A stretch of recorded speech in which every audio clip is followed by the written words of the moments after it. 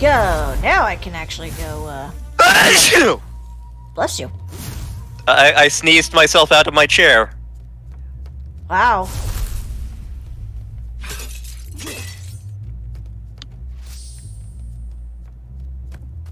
That one was definitely more like a tiger sneeze than a kitten sneeze. See, I do not sneeze like a kitten. But sometimes Finally, you do. Renato caught up to her. He had never seen her scared before. At school, she'd been the determined, brave one. Now her eyes were wide, frightened. He didn't like seeing her this way. Kill her, whispered the stone. You cannot win your rebellion without it. Please. No, said Zenobia. Not that way. Oh, they had been so close once. Could he really feed her soul to his demonic gem? But if he spared her, he would not get the full power of the stone. Oh, how could he be the hero he wanted to be? Ooh.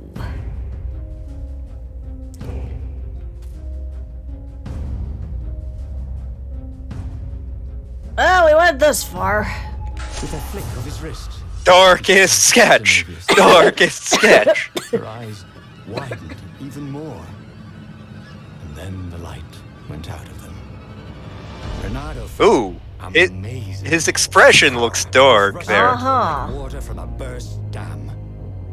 Oh, such radiance. Exulted the Iblis stone. Tasty. He felt a bit bad about killing her. He was pretty sure she still loved him. But needs must when the devil drives. Renato returned to the Farfarer and set a course for the Nexus. The Empire had a communication outpost there. He could call the Emperor directly. It was time to seize the outpost and let the Emperor know what he had done.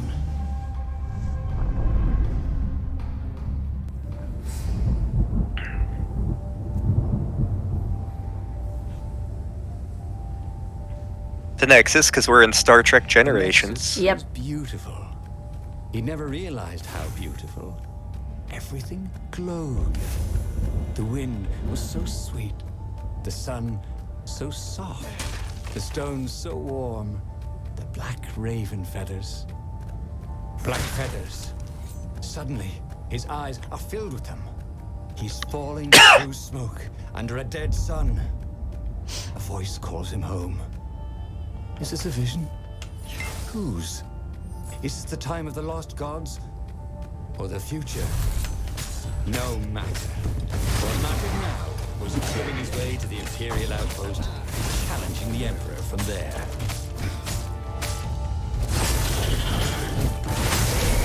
Again, I'm pretty sure this isn't the most bloodthirsty that you get with the stone in the game. Don't look down. There's a specific thing you can do, as I recall, where you're like, oh, the voice is gone. This is nice. I'm going to feast on the entrails of somebody. Wait, did I think that last part? Just.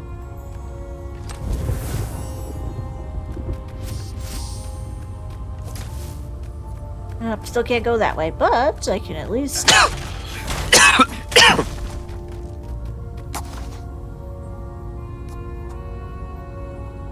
This was way better than being able to shrink down to the size of an ant. What was that all about anyway? Good question. I don't think the Ant-Man movie was out when this game first came. Yeah, probably not.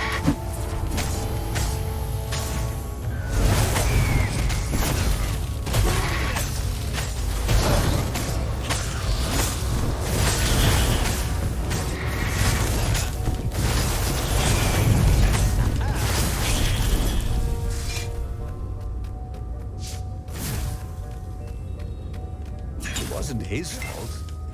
They looked so breakable. They do. They are so breakable. Yes.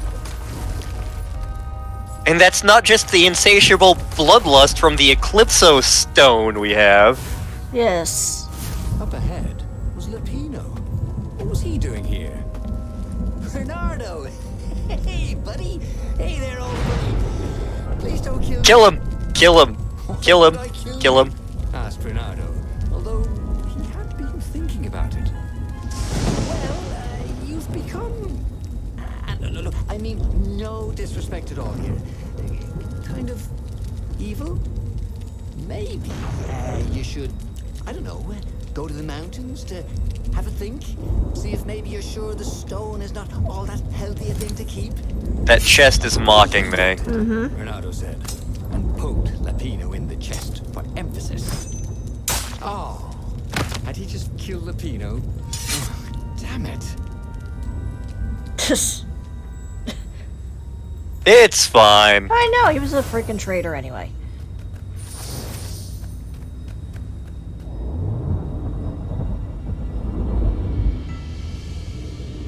He'd go to the outpost. Hi, Patches. Use their fire. Hi, Patches. Tell the Emperor what he'd done. And then he'd go to the secret rebel base. Let them know he was ready to lead them to victory. As I recall, something interesting happens if you go to the rebel base. Whoop, well, now we can do the Void Blade. Okay. Sword from the mystical east could make time itself slow for you. That means we can open all of the doors. Freaking finally. I know, right?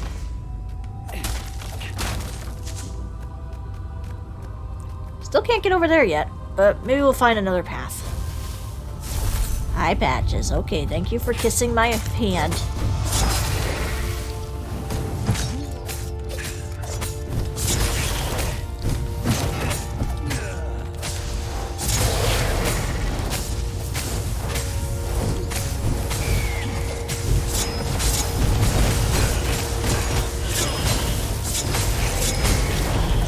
Eventually, as you level up, you will feel like an unstoppable monster, and it's great. Renato rampaged through the Imperial outpost like a water buffalo rampaging. At the last moment, Good job, narrator. he remembered not to kill the Far Speaker Toad. After all, he wanted a word with the Emperor. But there was only silence. The Emperor was scared, like little girl. Well, he would gather the rebel army and slaughter the Imperial fleet. Yes! Applauded the Iblistone. Tremendous. Then the Emperor would have to answer his Far Speaker, wouldn't he? Who are you? Asked a distant voice that sounded uncomfortably like Zenobia. What have you become? The mountains. Go to the mountains, urged another that sounded a bit like Lapino.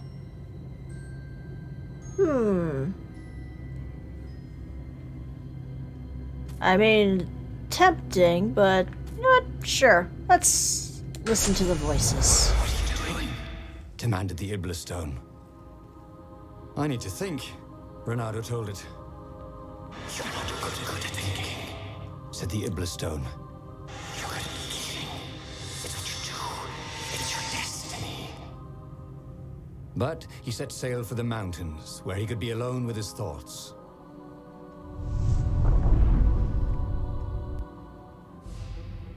Why were there Raven Scouts here in the empty mountains? Was there nowhere he could find peace and quiet? There were other ravens here too. Shadowy ones, transparent, lining the path. Ghosts. They cawed as he passed, but they didn't try to stop him. Spectators. Had he really killed that many ravens? Spooky. Clearly, we need to add more to their number. Yeah. It's like we're back in Tunic again. Just seeing all the different ghosts. Then he saw her. Zenobia. She was a ghost too. She ran off when she saw him. How could a ghost be afraid? He followed her. He had to.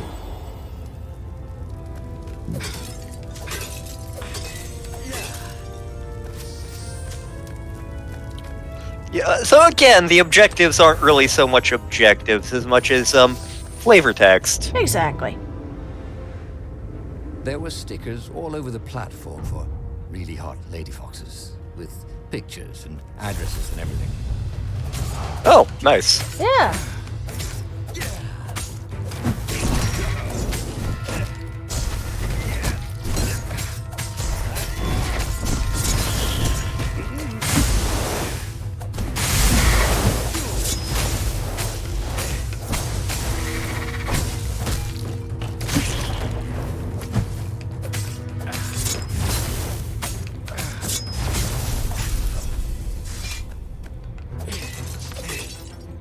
Renato followed Zenobia's ghost.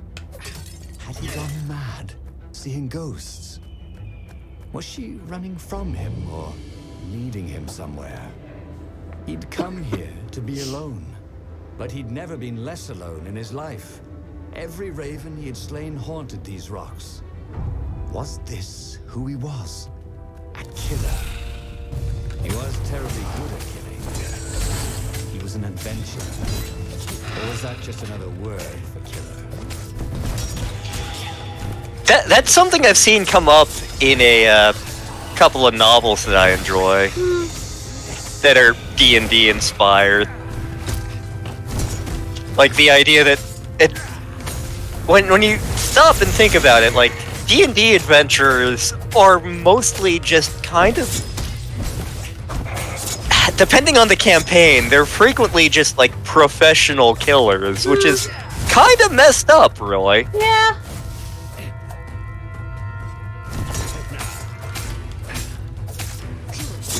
Like, I feel like the Bastard Smalls do a better job of not being that. Mm-hmm. I mean, Yuki is currently just a pacifist, so... Sai, on the other hand, is a professional monster.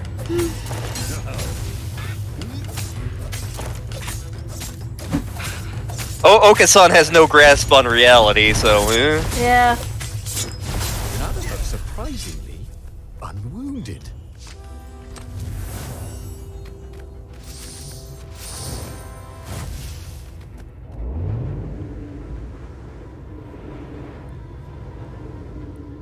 Going up.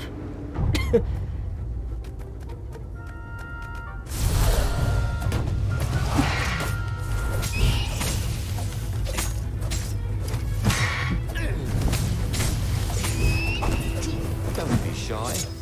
Exactly, we just want to kill you. And feast on your soul. Yes. We must feed Crystal Buddy. Yep. Eclipso there isn't gonna feed himself. Exactly. Lantern, it's not Eclipso. Shut up, it totally is Eclipso.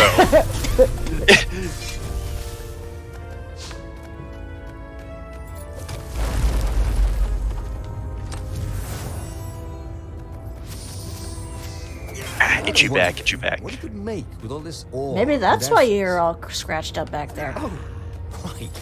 Probably a sword.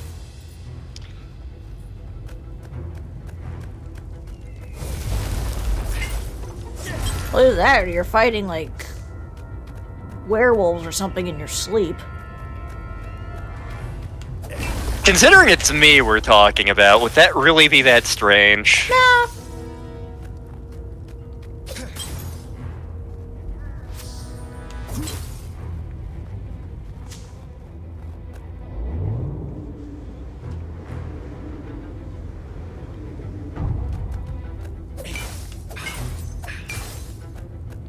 Renato smash.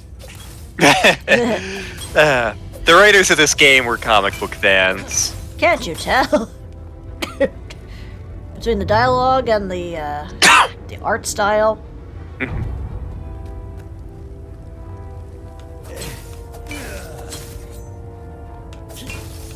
Any secrets off to the side here? Let's see here. Nope, it is a wall. Okay.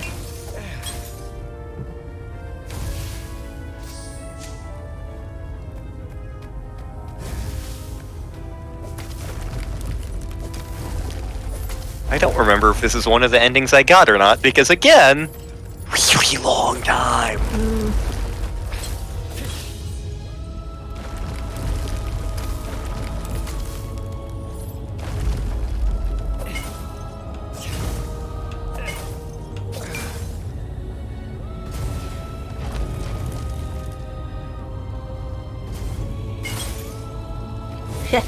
Smash. He tried to focus on the job he had to do. The rebellion. Wasn't there a battle coming soon? There'd be ravens to kill. Even an emperor. Such killing. Much wow. Doge.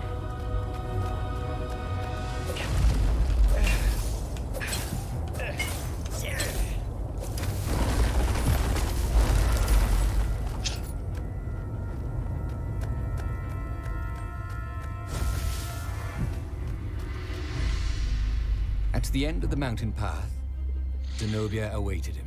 Why did you kill me? She said. I was your prisoner, and I loved you. I needed the power, he said. Haven't you heard? There's a war on. Then what's your excuse for killing me? Because you suck. Stepping out of the shadows. Because you're a filthy traitor? Said Renato. Once, Lapino didn't reply. The demon has twisted you, said Zenobia. Abandon the stone. You've lost too much already. Her words bit deeper than any sword ever had. So he shook his head, and once again swung his blade through her and Lapino. It had to all mean something. If he gave up the stone now, he would have sacrificed Zenobia and Lapino for nothing. So, Renato set course for the Imperial fleet, where he would end it all. The Emperor, the war, the madness.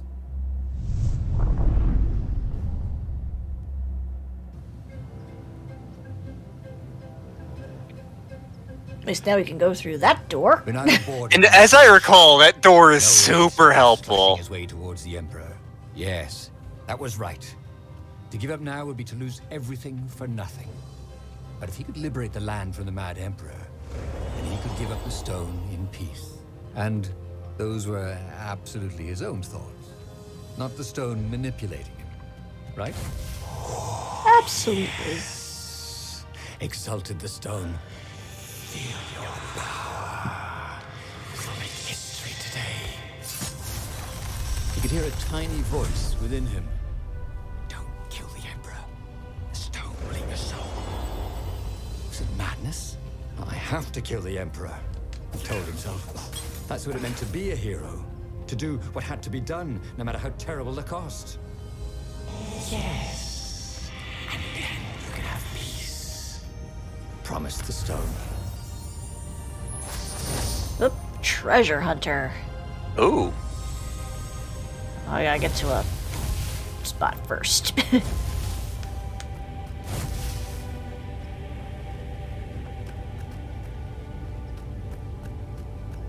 Here we go. Yeah, I was gonna say. That was always a rush. Whoosh.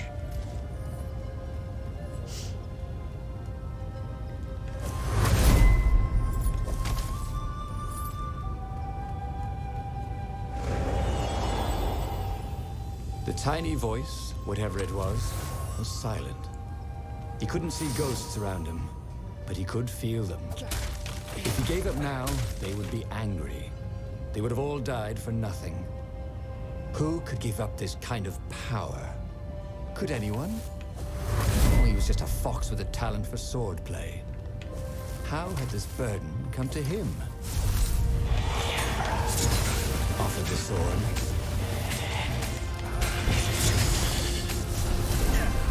Yes, peace. That is what he wanted now.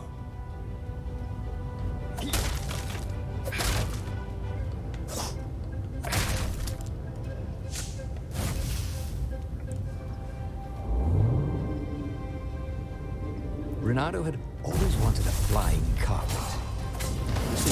More like a flying tabletop. But it would do. I mean, we had a table we rode on in Mother 3. Dragon Quest VI has a flying bed. Huh?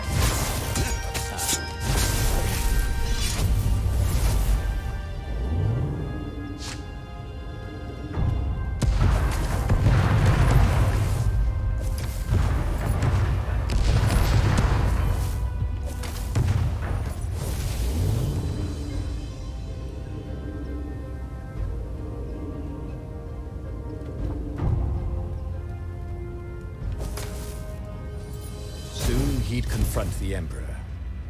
Funny that this whole war had come about because the Emperor feared death.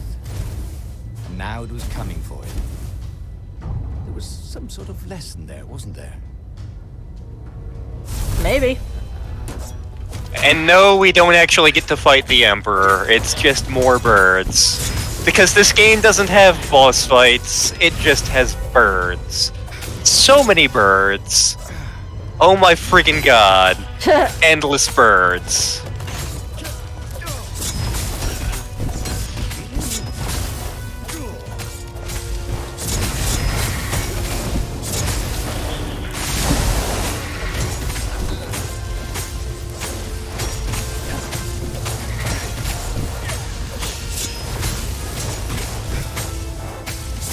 Again, Omen Sight broke things up a little better by having boss fight and like actual semi-objective things and making levels a little bit different.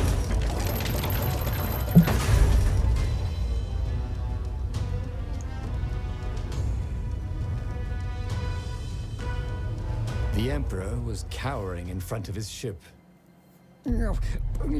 Please don't kill me, croaked Emperor Isengrim III. Here, take the crown. I don't want it anymore. You must kill him, or he will have his troops. He will send us please, have mercy. The rebellion is won. Or you can be Emperor. He's trying to do a Kermit. A scientist. I'll just go be a scientist or a minstrel or sell gummy bears. Yay!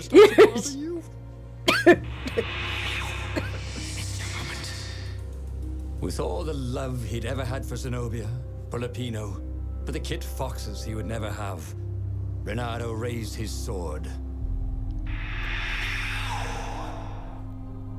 And Renato plunged his sword into his own chest. Wait. What?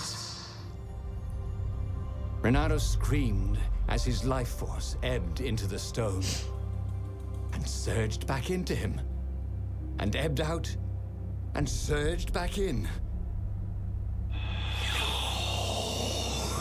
Screamed the stone. It began to heat up. What have you done? The stone began to glow. It became white hot. It became lava.